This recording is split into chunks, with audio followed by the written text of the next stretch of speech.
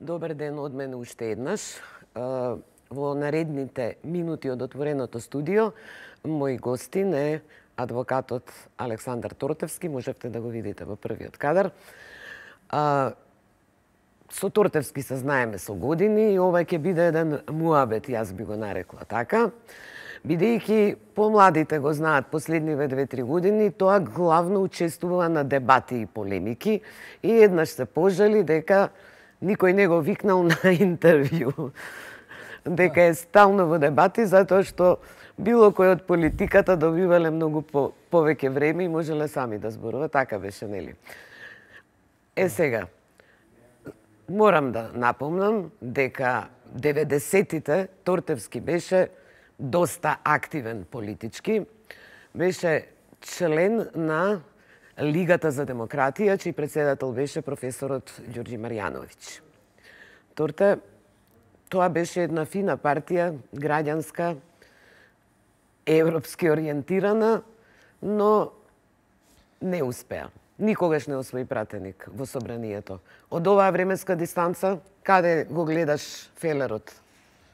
Веројатно во системот, тогашниот СКМ-ПДП, го правеше првиот изборен закон и тој беше по мнозински изборен модел. Македонија беше поделена на 120 изборни единици и партија за да освои пратеник мораше да победи некаде, а тоа Лигата за демократија не можеше да го Не бевте малку и премногу елитистички? Добро, не можевме да се откажеме. Бевме тоа што бевме на вистина и сега не можете да одлучите сега ајде ќе го спуштаме нивото или условно кажано да не звучи претенциозно, ќе се правиме поглупи од она што сме. Меѓутоа, јас сум во тој дел задоволен од многу работи, бидејќи се она што подосна се направи, меѓутоа не се направи на добар начин. Меѓутоа, одеше според нашата програма. Ние зацртавме дека Не беше вашиот слоган Македонија пристојно место за живење? Да, и тоа многу често, да. Нашиот слоган беше да направиме од Македонија пристојно место за живење, бидејќи тоа е една мисла на професор Димитар Димитров во еден текст го напиша тоа дека Македонија е пристојно место за умирање, дека сите печалбари одат надвор, живеат надвор, а се враќаат во Македонија за да умрат и ние појдовме од тоа дека треба да направиме некое пристојно место за живење. Ама не ви дадоа граѓаните шанса? Не ни дадоа прво заради моделот, второ... Професорот Марјановиќ имаше фино едно објаснување дека европските партии се борат не да имаат повеќе членство, туку симпатизери. Така. А овде двете најголеми партии се фалеа со членството.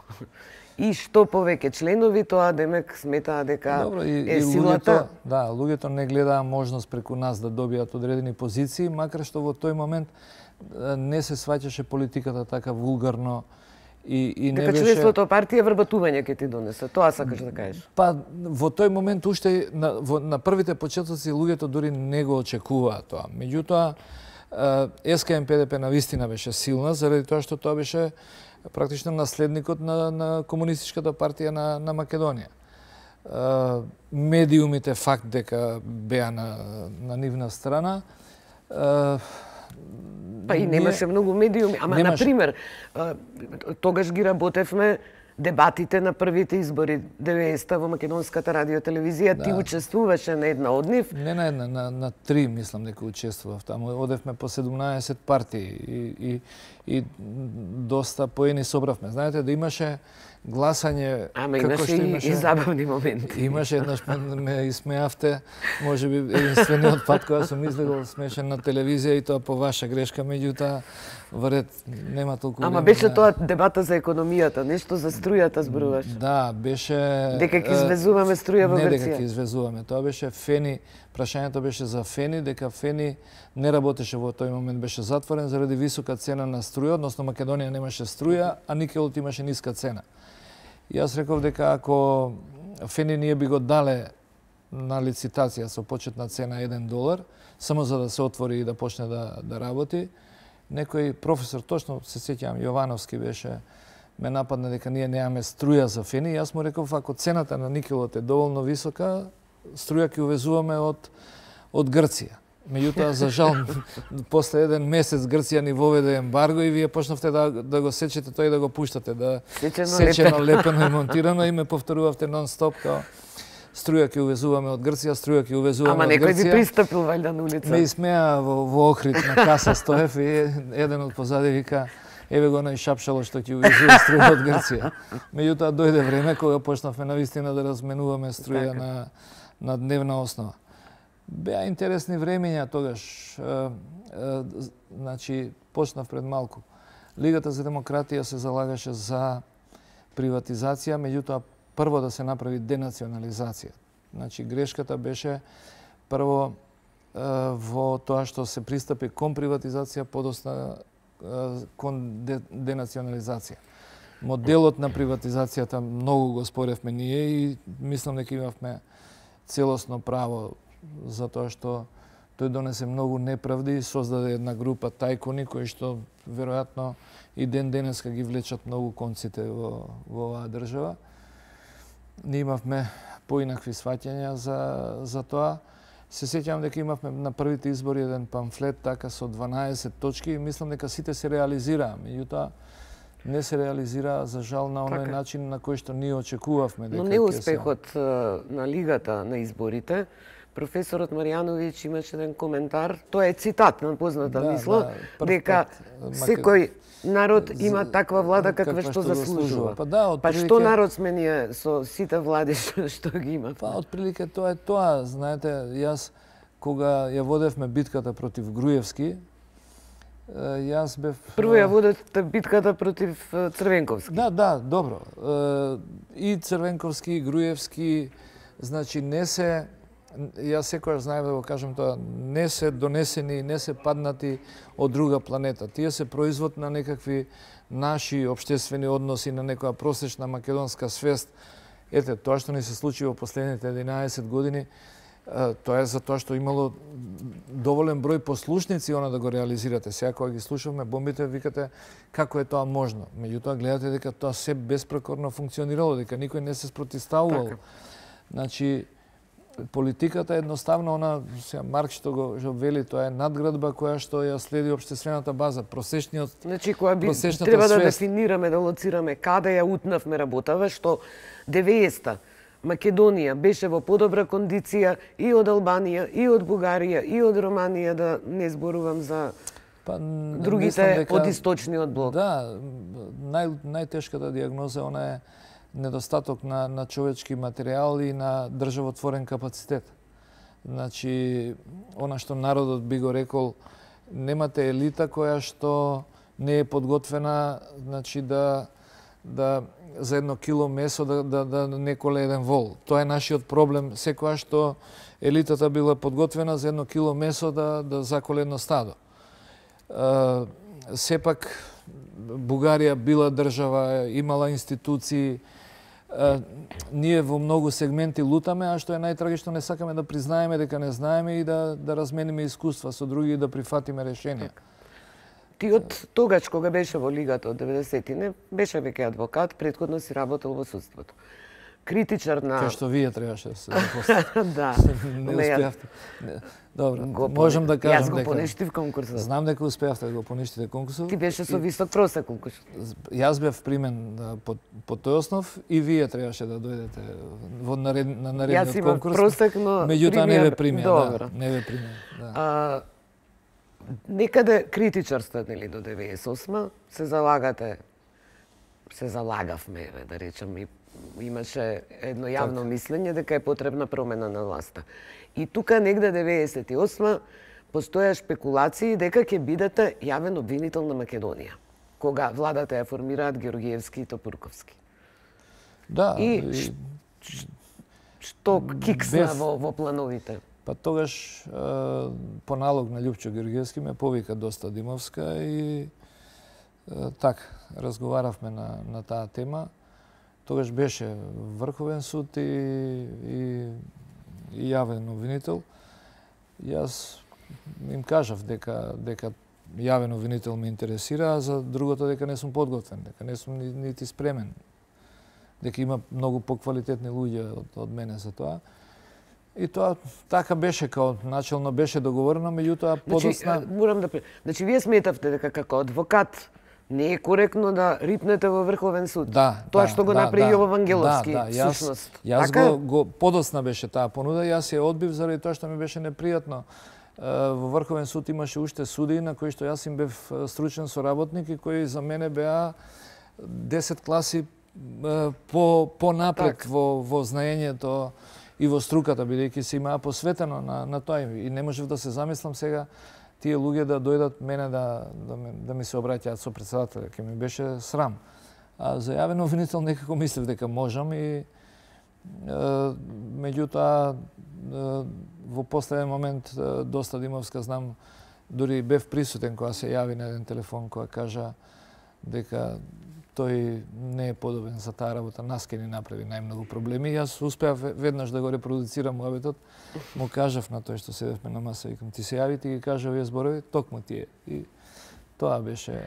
Значи, како што можам да го претолкувам ова, во смисла не си подобен, дека ти како обвинител би ги гонел и министрите и функционерите од актуелната влада. Па ја така го сваќам дека не е битно кој е на која позиција, дека јавниот обвинител е по мене веројатно втората функција по моќ и по одговорност во државата и дека треба да едноставно да се бори да сите граѓани да имаат еднаков третман. Така тогаш сум го сваќал, така го сваќам и денес. Како јавен обвинител би можеле ли, пример, блиски пријатели, имате широк круг на пријатели, значи, тука мала средина сме... Институтот иземање. Значи, во никој случај, мислам дека никогаш не би му рекол на колега, заприја постапката за овој човек, би се, веројатно дека би се иземал од тоа. Политичари да ви се јават, она што го слушавме во бомбите? Тоа, мислам дека нема да се јават. Значи, мислам дека не би се јавиле. Мислам дека никогаш нема да ви избера за јавен обвинител. Готово таа приказна заврши, тоа. Па како после тоа искуство, пред година дена, ориентационо говорам, што ви требаше да аплицирате на конкурсот за избор на јавен обвинител? Ви знаете одговорите, имаше одредени разговори, да не би навлегувал во тоа. Меѓутоа, кога се отвори тој оглас, јас видов дека од тоа не бива ништо и немав намера да конкурирам, меѓутоа најотворено ќе кажам, Никола Димитров ми рече да поднесам документи за да не биде дека не сум конкурирал воопшто. Инаку до последен момент не сакав да ги давам документите да поднесам, бидејќи чувствував дека веќе нешто се смени. Така, а фактот што не влеговте, нели двајца беа предложени? Не е тоа една дамка за вас? Да, па не сакав, не требаше да се изложувам на тоа, макар што сега слушам дека и сум добил сега, некои колеги од таму ми викаат дека сум добил доста гласови таму, не сакам да навлегувам во тоа. Една непријатна епизода од животот ми е тоа, затоа што претходно никогаш не сум конкурирал никаде. Значи, освен во суд, адвокатура и никогаш не сум се јавувал на ниеден оглас. Сега прв пат се јавив така и тоа е непријатно едно искуство, меѓутоа не е нешто страшно. Добро, бевте советник или како на специјалното јавно обвинителство? Да, имав таму околу година и пол и многу ми е драго што имав тој ангажман, макар што ми направи одредени проблеми. Знаете, човек или треба да биде адвокат или треба да биде обвинител. Тоа видов дека тоа ви трпеше адвокатскиот секако, адвокатската работа. Па трпи и ден денес. Значи, не можете да бидете и советник во јавно обвинителство и не можете да бидете и адвокат. Прво, сите тие клиенти што сите тие обвинети не може да бидат клиенти. И требаше да помине еден добар период за да почнам да се враќам некако во адвокатурата. Вие плюс јавно пишувавте и колумни за Фокус. Бевте критичар тој период на владата на Груевски, но излегувавте по дебати, имавте јасни ставови за многу работи. Дали после тоа, во овој период, некој од осомничените или обвинетите од специјалното јавно обвинителство ве побарал за адвокат? Ова не сум ве прашувала. Да, имаше неколку обиди за разговори, меѓутоа веднаш им кажав дека не бива тоа, дека не оди, не може. Значи едноставно треба да тој како еден фудбалски меч сакате да победи таа ваша екипа и дека не би имал жар да бранам таму и не жалам за тој став. Значи тоа беше еден општествен момент во кој што моравме сите навистина да се вклучиме, под цена да поднесеме некакви професионални жртви.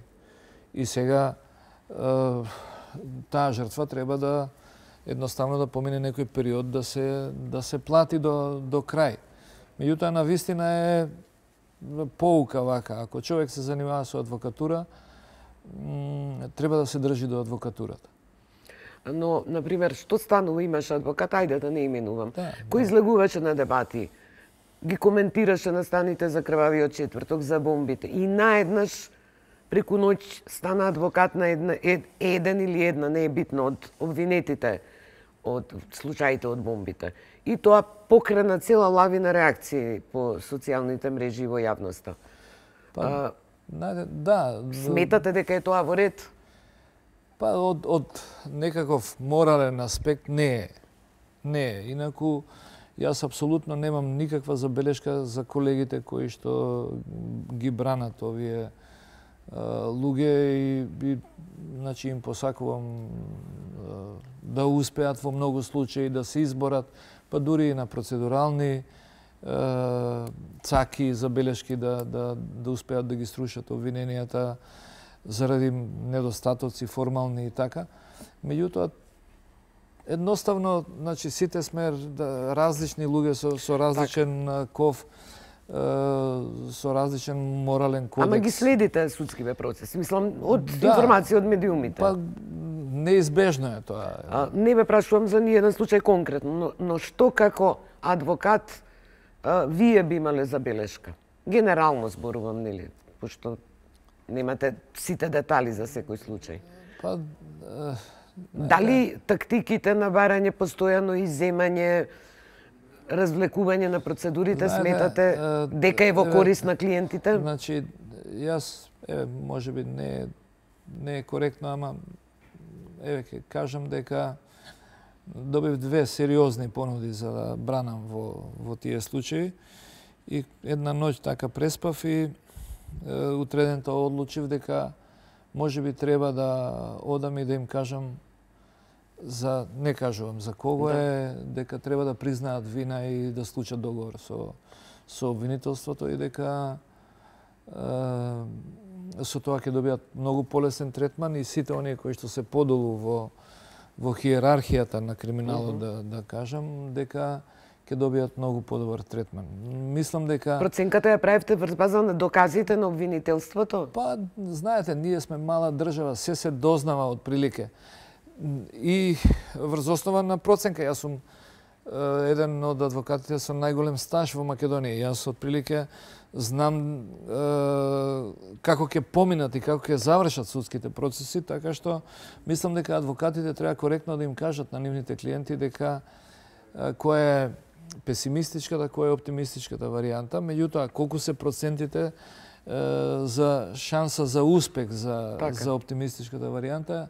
И во некои случаи, мислам, тоа е малку зачудувачки, што досега многу мал број на луѓе признаа вина, а тоа е многу опасно. Знаете, животот на крај ќе ви испорача фактура за некоја работа за која што сега може да се добијат, например, 2 години или условна, по завршување на процесот ќе се добиваат по 5, по 10, по 13 години, што прави многу голема разлика. И мислам дека адвокатите имаат оврска честно да им кажат на клиентите дека можеби 2, 3, 5, 10% шанси им се за успех целосен за ослободителна пресуда, а дека со осудителна ќе добиваат 5 години, 7, 13, еве, тоа можеме да го искоментираме Никој, сигурно Ѓоко Поповски во најлошиот сон не предпоставувал дека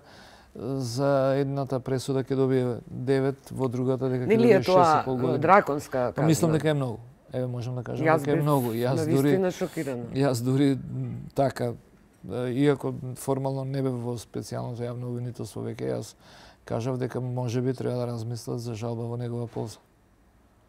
Немавте реакција, немавте одговор? Не, па и они беа така би рекол непријатно изненадени од висината на таа казна, меѓутоа тоа е деновиве на апелација, така што ќе се види таму. Високите казни се повеќе одмазда отколку превенција. Превенција е да нема селективна правда, да одговара секој. Да. Парите да се вратат.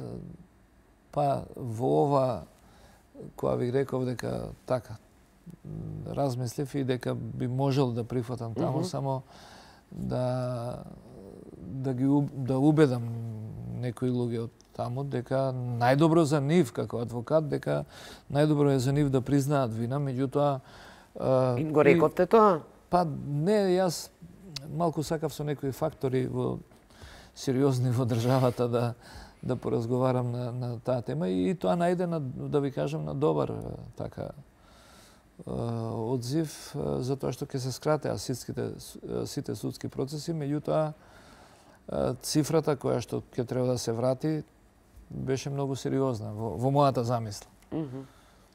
Така што дали мислите дека овие обвинетите, нели надежта последна умира и веруваат дека не знам што ќе се случи во наредниот период? Значи, вака сега можеби не е пак коректно да правиме анализи, меѓутоа мислам дека еден дел се решени да одат во затвор, да глумат херои, да чекаат промена на власта и да го одлежат она. Значи, се надеваат дека ќе дојде некоја нова влада и на некој спектакуларен начин дека ќе излезат од као што сега заврши процесот, не знам, Фелија, Љубе Бошковски, како што излегоа од затвор со промена на власта, дека нешто можеби такво ќе се случи. Една друга група... Ама и вели Љубе си одлежаа тоа, што им беше пресудено. Велија 7 години помина во... Да, меѓутоа мислам дека беше многу повеќе осуден. Не знам сега, не знам како 2/3. Добро, ајде да не спекулираме, импровизираме. Мислам дека се надеваат на нешто такво, на нешто такво. Еден друг дел мислам дека одат по некоја инерција, не би рекол не знаат каде одат. Се уште на нешто такво се надеваат и тие на некоја промена на власт, меѓутоа не знам. Секој со своите проблеми и со своите демони треба да се справува. Зошто прекинавте соработката со специјалното обвинителство? Па мислам дека таму изби еден куршлув заради мојата кандидатура за јавен обвинител. Мислам дека Катица Јанева мислеше дека треба да го добие тоа место како трајно, бидејќи тоа е практично една функција која што подолго ќе трае, ова е адхок. Специјално. Да, орган и конкретно беше тоа. Ама она не конкурираше? Или имаш амбиции? Па добро, подоцна и се стави до знаење дека не треба. Ајде да го скенираме судството. Како адвокат сте, нели, секојдневно по судот. Едно време имавте некакви рецепти за оправање на судството. Сега 2018 после смената на власта, со новава влада, некакви драстични промени нема на кадровски план. Па, мислам дека СДС го следи од самиот почеток еден синдром на мрза. Него не му се работи. За разлика од ВМРО, што е војничка партија, која ќе се падне наредба, камшикот и тогаш мора да се исполнат наредбите, а СДС, гледате, Заев го зема тоа тело да го води ако се сеќавате. Меѓутоа, тоа не се состанува. Слушам сега дека на Европската Унија е преку глава од овие наши реформи што сами треба да ги направиме, а не ги правиме, и дека практично она ќе го плати проектот на реформа на судството и дека ќе викнат веројатно специјализирани компании да понудат здрави решенија, и тоа мислам дека е можеби најдоброто решение, да дојде некој од надвор да не скенира, затоа што ние секогаш паѓаме на персонални решенија. Сега, ајде, ово е наш човек, ајде, оној таму ми е братичето, оној ми е вујко и така. Ние сме премали за да можеме веројатно сами да ги решиме работите. Преска рековте дека, нели, кога сте одбиле председател на Врховен суд затоа што би било срам, бидејќи имало врвни правници во Врховниот суд, како во тоа време и во тој еднопартиски систем имаше некаков ред и поредок и ред за напредување во судството, а денеска секој може да влета во тие одаи судски. Прво, ние денес сме поделени, би рекол, се поделивме сега на 5 групи. Значи, едната е ВМРО, другата е СДС, трета се неутралците, четврта се оние кои што излегува надвор во странство, што си отидоа немајки трпение, пета се албанците кои што исто се делат. Значи, ние сега, значи, една партија кога е на власт, од 20% на луѓе избира кадар. А ние, како што сме мало општество, значи се сведува, прво немаме луѓе. Цела Македонија тешко дека може да направи еден добар состав во судството, меѓутоа сме многу поделени. Во тој систем имавме една предност што од сите се избираа квалитетни кадри и тоа му беше оставено некако на судството. Значи, окружен суд тогаш, од целата негово, значи, сегашно апелационо подрачје, си ги избираше најквалитетните суди. Јас бев стручен соработник таму и ние точно знаевме кој е следниот судија по квалитет и по време на чекање кој што треба да биде избран. Исто така Врховен суд, бидејќи во Врховен суд одеа сите пресуди од сите окружни судови, Врховен суд се знаеше кој судија е на ред. Имаше тук таму некое прескокнување заради политички врски, меѓутоа тоа беше ретко. Ретко кој функционер републички се дрзнуваше да уфрли некој свој човек да помине, макар што одредени презимиња се повторува. Меѓутоа, беше многу битно што бевме под контрола на сојузното правосудство. Во Белград, мислите, федерално. Да. И на советувања, на размена на мислење, на размена на начелни ставови, правни мислења, ние моравме да ги испратиме нашите да практично се соочат со сојузните. Војводина имаше страшен состав на судовите. Загреб имаше неверојатно добар. Љубљана да не зборуваме. И тогаш вие гледате дека не можете да едноставно да праќате таму мислење од некој што како што денеска доаѓаат судии на Врховен суд и ги молат стручните соработници, напиши ми ја пресудата, ја немам правнички речник. Денеска кога би требале тие да идат на некоја таква размена на мислење... Не, па тие до Врање не знаат да отидат, мака не би може да достигнат. Во твоето искуство како адвокат, кој случај би го објасниле или го паметите како апсурден во смисла на пресуда? Не, јас знам... На кој прво ви текнува, кај што сте биле, да речеме, затечен? Тутунски комбинат Прилеп имаше една афера со шверц на цигари и таму комплетната документација зборуваше дека цигарите се изнесени, беа обвинети 14 луѓе. Сите добија затворски казни, а оној што беше најсомнителен, значи ако веќе се виновни, сите беа виновни, меѓутоа оној што беше најсомнителен доби условна осуда, што воопшто не кореспондира со фактичката положба која што беше изведена во текот на постапка. кај него беа најдени пари, значи така. Од големите предмети би рекол, ликвидација беше исто така еден абсурден предмет, каде што случајот Кежаровски, каде што беше и за другите обвинети. Значи, тоа беше еден на брзина создаден предмет за да нешто се решат некои односи.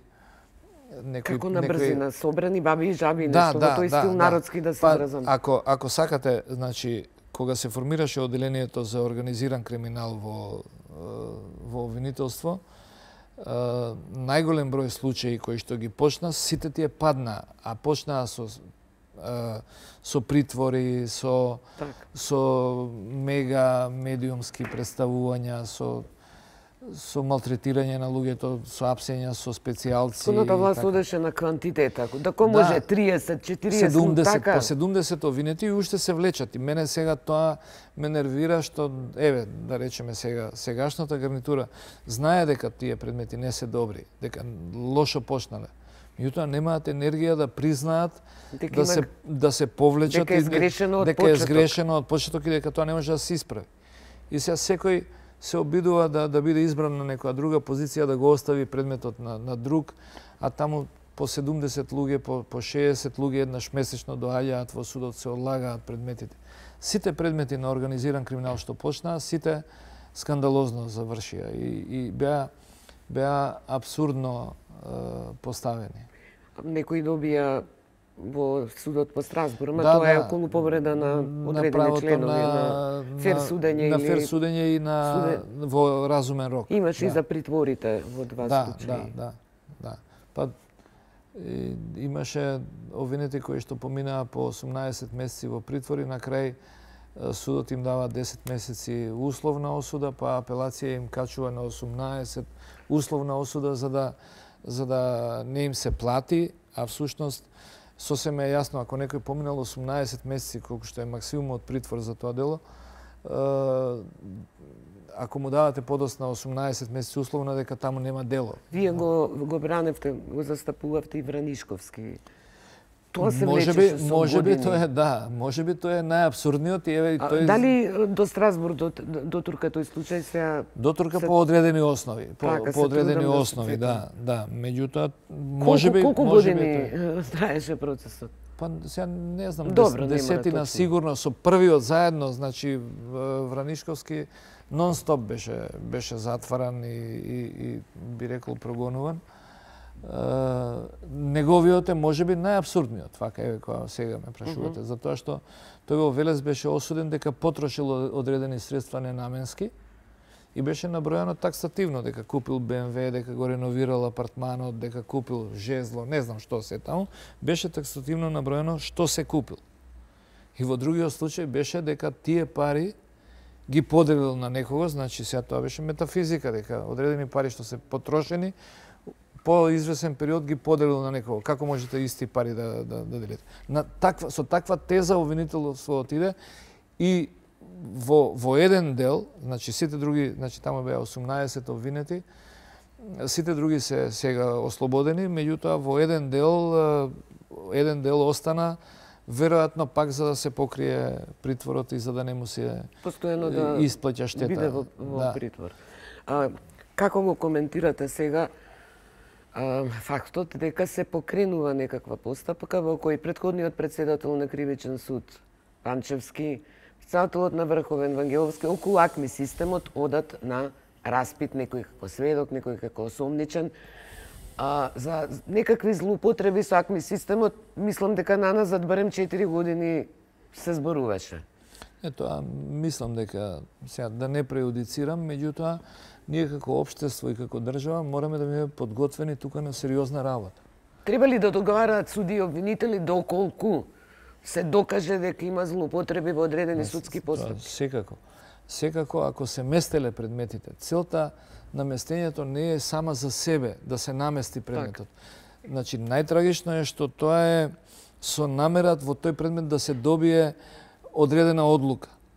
Тоа само по себе, ако се докаже сега дека е местено, тоа мора да биде основ за повторување на постапката. Меѓутоа, еве, ќе бидеме сведоци, ќе го следиме. следите, дека ќе не мрзи, тоа се околу 1200 предмети, ние како правосуден систем немаме енергија да повториме 1200 предмети и тоа ќе се сведе пак. Ово е важен, ово не е важен, ќе забораваме дека таму има живи луѓе што одлежале затвор. Така. Може би некој е ослободен неправедно. Така. Меѓутоа, ако се утврди местење на предметите, повеќе не треба да се навлегува во тоа дали одлуката е законска или не.